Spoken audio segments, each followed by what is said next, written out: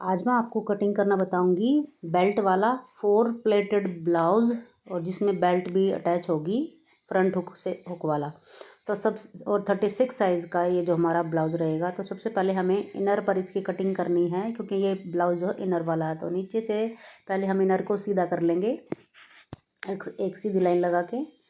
कोई भी फैब्रिक हो या इनर हो, सबसे पहले हमें नीचे से सीधा करना होता है, तभी हम अपने अपने जो है मेज़रमेंट उस पर लगाएंगे। तब हमें इस पर लेनी है लंबाई। तो लंबाई मैं लूँगी 15.5 इंच। 15.5 के भी 16 इंच में यहाँ पे लंबाई लूँगी, क्योंकि हाफ इंच नीचे चला जाएगा सिलाई में और हाफ इंच ऊपर चला जाएगा सिलाई में। तो 16 इंच इसकी लंबाई ले ली। 15 इंच हमारा ब्लाउज जो है ये तैयार। अब इसका तीरा मुझे लेना है क्योंकि ये बनाना है मुझे हाफ बैन कॉलर में ये ब्लाउज बनाना है। तो इसका तीरा मैंने लिया है 7.5 और 7.5 ही इसका लिया है मैंने आर्म होल, क्योंकि हाफ इंच ऊपर से डाउन हो जाएगा तो ये 7 इंच हमारा जो है आर्म होल रह जाएगा। अब 36 का चौथाई हिस्सा हमारा होगा 9 इंच। 9 इंच में 2 इंच प्लस करेंगे मार्जिन के लिए। 11 इंच पर यहाँ पे हम निशान लगा लेंगे। पहले 9 इंच पर निशान लगाएंगे, फिर 2 इंच पर और एक मार्क लगाएंगे। अब हमारी कमर है 33 इंच।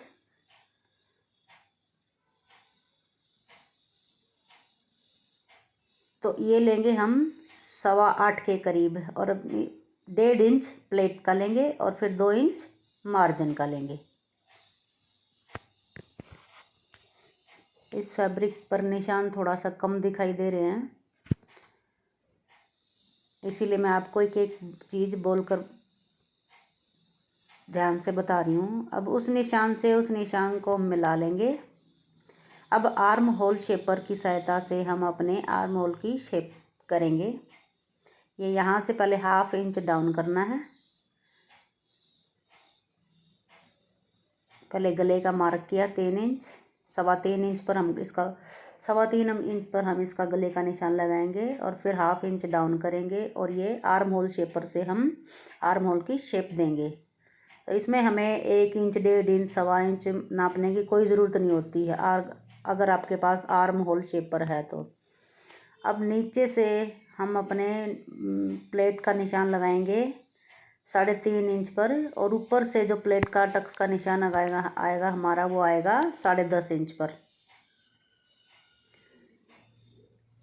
ये दोनों निशानों को मिलाना है और हमें प्लेट का निशान डालना है यहाँ पे हाफ इंच दोनों तरफ। ये हमारा बैक पार्ट है। ये पहले मैं बैक पार्ट की कटिंग कर रही हूँ। ये हमारा है बैक पार्ट। बैक पार्ट में दोनों तरफ, इसीलिए मैंने यहाँ पे 1.5 इंच 1.5 और 2 इस तरह से मैंने निशान उठाया है। अब ये देखिए यहाँ से इसको कट कर देना है।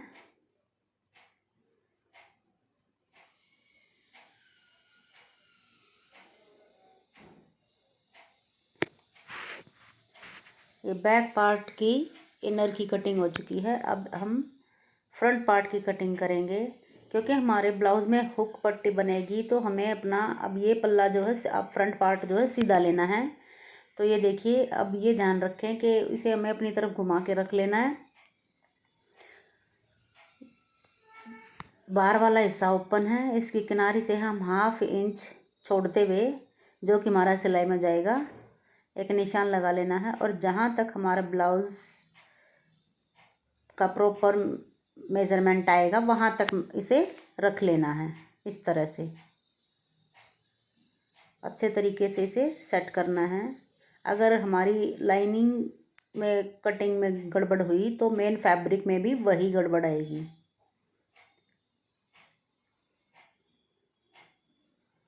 जहाँ तक आपका बैक पार्ट सेट हो वहाँ तक आप इस कपड़े पर इसे सेट कर लें। अब ऊपर से हमें कोई चेंज नहीं करना, ऊपर से सेम ऐसा ही रखना है हमें, तीरा भी और आर्म होल भी। पहले हम बैक आर्म होल के सेम कटिंग करेंगे, बाद में हम फ्रंट आर्म होल की छटाई करेंगे। अब यहाँ से हमें लेना 1/2 इंच एक्स्ट्रा ऊपर से, जो कि हमारा फ्रंट प्लेट में जाएगा, और नीचे से हमें लेना है 1 इंच एक्स्ट्रा,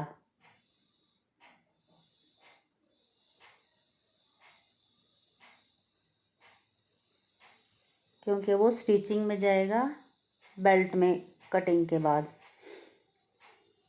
अब इसी निशान पर से कटिंग कर देना है। फ्रंट पार्ट में हमें सिर्फ यही चेंज करना है, चेस्ट की साइड से 1/2 इंच एक्स्ट्रा लेना है और नीचे से 1 इंच एक्स्ट्रा लेना है, और फिर इन्हीं निशानों पर से इसे कटिंग कर देनी है। अब इसमें जो चेंज करना है वो मैं आपको बताती हूँ। पहले तो ये 2 चेंज थे कि हमें इतना एक्स्ट्रा लेना है,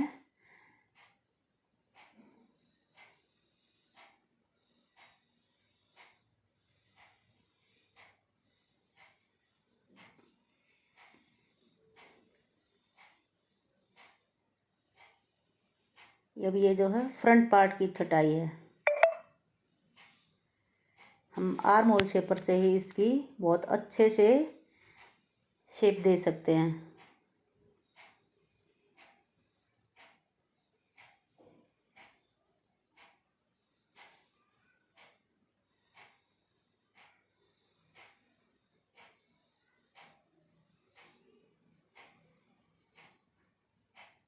गोलाई में हमारा जो है नेक आएगा।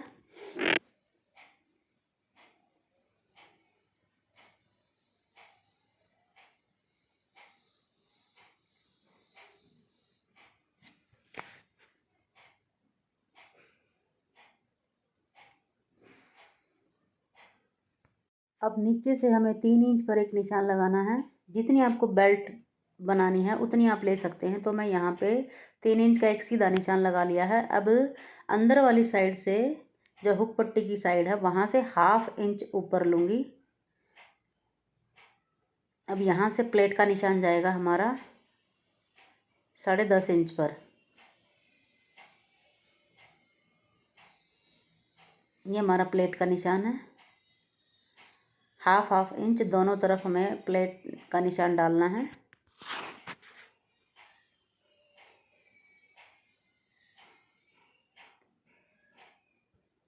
ये हमारा जो फ्रंट पार्ट की प्लेट है, क्योंकि ये 4 टक्स ब्लाउज़ है विद बेल्ट।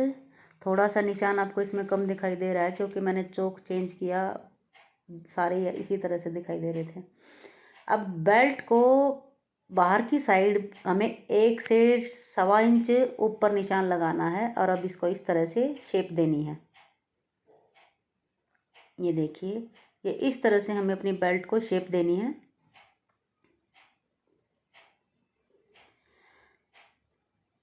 अब ये जो फ्रंट आर्म होल की हमने निशान लगाया था चटाई का, वहाँ से भी हम प्लेट का निशान उठाएंगे। पहले हम यहाँ से 2 से 2.5 इंच पर ये निशान लगाएंगे, और उसके ऊपर फिर 2 से 2.5 इंच पर निशान लगाएंगे। ये सारे ही निशान हमारे इस तरह से मिलने चाहिए।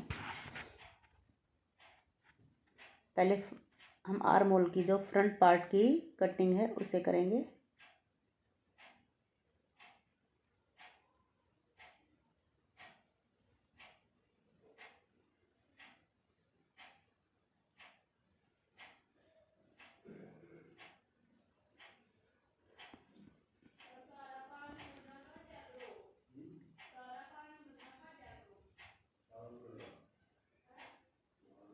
अब जो कमर का निशान, हमारा कमर की जो प्लेट आएगी वो हमारी 6 इंच पर आएगी।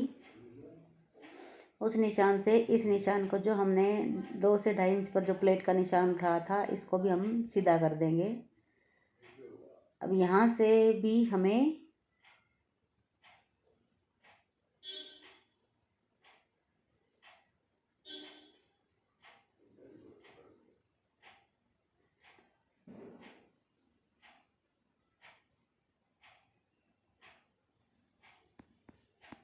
ऐसे ही प्लेट, सेंटर वाली भी प्लेट हमें निशान लगाने हैं। अब हमारे निशान कंप्लीट हो चुके हैं। अब बेल्ट को यहाँ से कटिंग करेंगे जहाँ से हमने इसको शेप दी थी, और इस तरह से इसे कटिंग कर देना है। जो वहाँ पर जो कटिंग मार्जिन लिया था हमने, उसको भी कटिंग करके अलग कर देना है। ये देखिए, अब जितनी हमारी कमर है उतनी अपनी बेल्ट रखते हुए 2 इंच एक्स्ट्रा मार्जिन का, ये देखिए, पहले प्लेट को इस तरह से हम फोल्ड करेंगे और फिर बेल्ट को यहाँ इस तरह से इसके साथ रखेंगे, और जितना एक्स्ट्रा मार्जिन हमारा होगा उसको हमने कटिंग कर देना है। यहाँ पर दिखाई नहीं दे रहा है।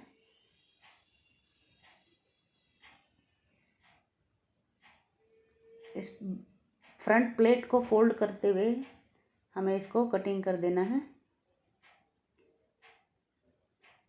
अब इसको मेन फैब्रिक पर कटिंग करेंगे। जिस तरह से हमने फ्रंट पार्ट की कटिंग की थी, इनको रखते हुए हमें मेन फैब्रिक पर इसे कटिंग करना है।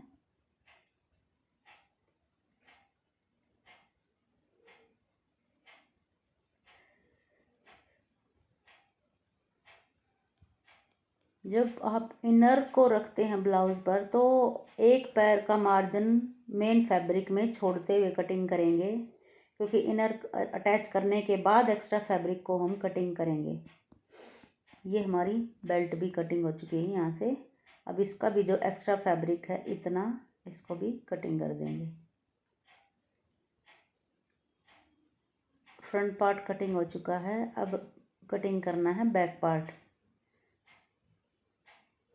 ये देखिए, बैक और फ्रंट दोनों कटिंग हो चुके हैं।